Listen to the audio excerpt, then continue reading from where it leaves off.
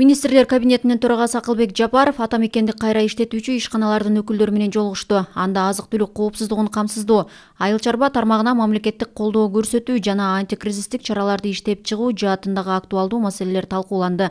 Министрлер кабинетинин башчысы өлкөнүн азык-түлүк коопсуздугун 9 кластер боюнча, анын ичинде эт жана сүт продукциялары, ун, кант, өсүмдүк майы, жашылча жемиштер менен камсыздоо зарылдыгын белгиледи. Биз жеңилдетилген кредиттерди берүү жана каржылоо, лизинг аркылуу кластерлерди өнүктүрүү жолу менен агроөнөр жай комплексине зарыл колдоо көрсөтүүгө умтулуудабыз.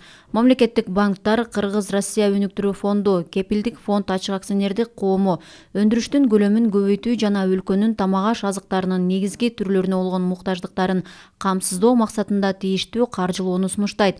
Мен жума сайын азык-түлүк коопсуздугу маселелерин чечүү иретинде жумушчу жолугушууларды өткөрүүгө даярмын, деди Акылбек Жапаров. Белгиленгендей, министрлер кабинетинин чечими менен агроөнөр жай комплексин насыялоо долбоору бекитилген. Ага ылайык жеңилдетилген кредиттерди берүү жана каржылоо, анын ичинде каражатты ислам принциптерине ылайык сунуштоо үчүн Айыл банк жана РСК банк ачык акционердик коомдоруна 10 миллиард сом бөлүнгөн. Жолугушуунун жыйынтыгында тармактык мамлекеттик органдарга, агрардык секторго мындан ары мамлекеттик колдоо көрсөтүү маселелерин иштеп чыгуу боюнча бир катар тапшырмалар берилди.